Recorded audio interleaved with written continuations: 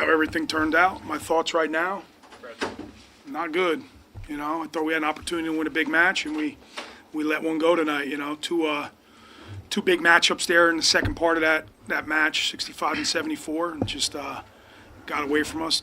Got to find a way to close those out. To beat a really good team, you got to do that. You got to close out those matches, and that's kind of my thought process right now. So obviously it stings a little bit right now.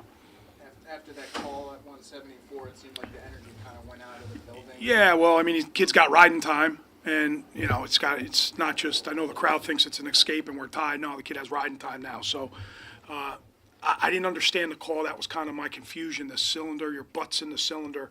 So that's kind of what I was confused. I saw 2 feet went out and was asking him to check it. And bottom line is you can't let a guy in on your legs 30 seconds trying to close out a match, close out the match.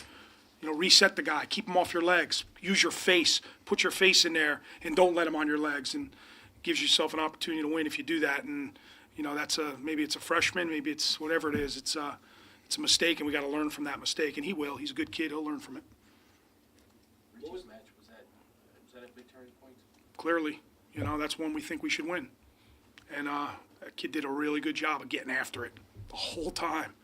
And you got to be able to answer it, and he wasn't able to answer it. It was an attack after attack after attack, and that wears on you. It doesn't matter how good you are if a guy keeps coming and keeps coming and keeps coming, and you don't have an answer, and he didn't have an answer right there. So it was a big part of the match. What was the explanation the ref gave you on the Grello takedown that appeared out of bounds? His butt was in the cylinder. His feet were out of bounds, but his butt was still in the cylinder, and that's why they didn't call it out. If you looked at the lineup, what made you decide to lose the 65, bump John out? You know, going into it, we thought we had to win 6 bouts, and that was really our, you know, Richie with weight cutting and getting to 57. It's a big cut, and then to go down there and have to wrestle Kemmerer, and then you have Van Brill against. I just thought that kind of favored them in 2 matches instead of staying up, training real well, and it didn't work out. So who knows how it is if he goes down and wrestles 57, and then it's Marinelli Van Brill.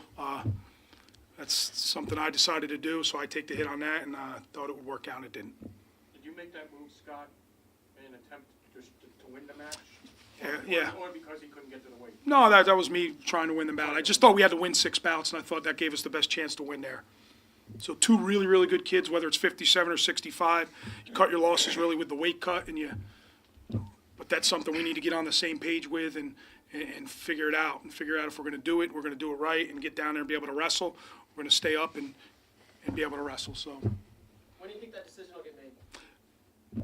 you know, we've talked. We have had a lot of dialogue about it. We've had a lot of dialogue, a lot of talk. Johnny Van Brill's on board. I think it's, you know, who knows? I don't have an answer for that right now.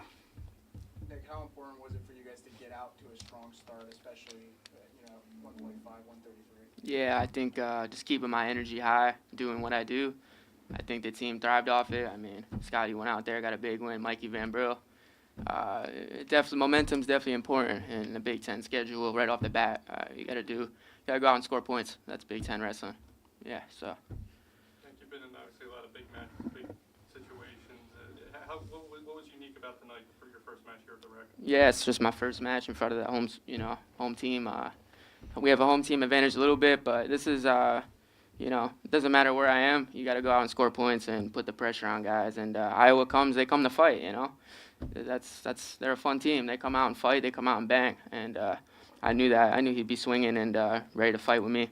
And just do what I do best, move my feet, use my speed, and it was fun. Do you enjoy an environment like this more, where it's 8,000 people and they're on your side, they got your back? Yeah, no doubt, man. You could hear, I could feel it out there. I feel a real crowd. I feel real vibes. People, just fans, real fans cheering for me. The energy is there. Yeah, man, I thrive off good energy, good positive energy. I got my family here, friends. It's an awesome feeling.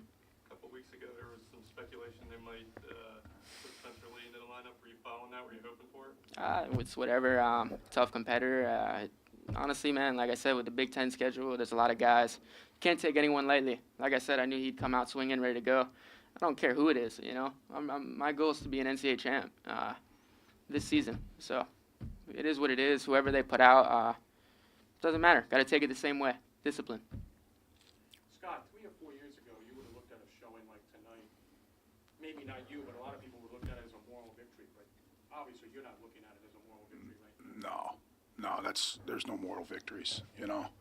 It's a dual meet. It's a dual meet that got away from us, and that's kind of the way I feel. I know that's the way these guys feel, and you know, you want to win these. There's opportunities out there for us. You know, there's opportunities, and you got to take advantage of it. These opportunities don't come around that often, and you know, like Nick says, they're a fun team. They fight and scrap and claw. I don't know if they're the best athletes, but they scrap, man. They're really good in position, and there's no moral victories. We let one get away, and this one will sting a little bit. We'll get back at it with them at the Midlands, and there's an opportunity to win a team title there, and that's kind of what we'll shoot for. And the opportunities was 65 and 74. Sure, yeah, we had opportunity. I thought we had an opportunity at 49. I thought we were in the match, and you know, that guy's a veteran. He's been around a long time. He knew he had one good shot in him, and he took it and scored and won the bout. So there's opportunities all up and down that lineup, and you got to create it. You got to make it happen, and we did in some spots and didn't in the others. But these guys wrestled really, really hard. They gave us a great 1-2 punch, maybe the best in the country.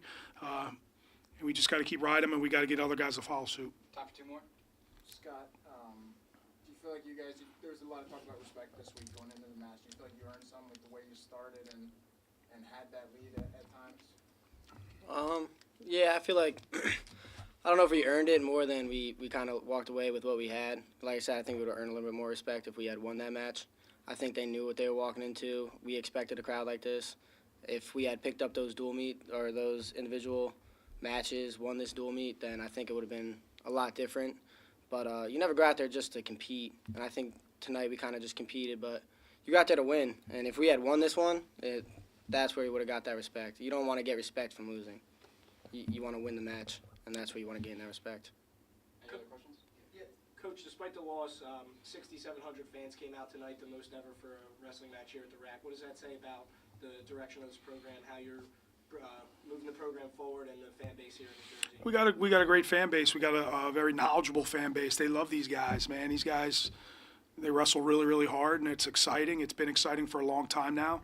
I think, you know, obviously the opponent helps the crowd. It's Iowa. It's a great tradition.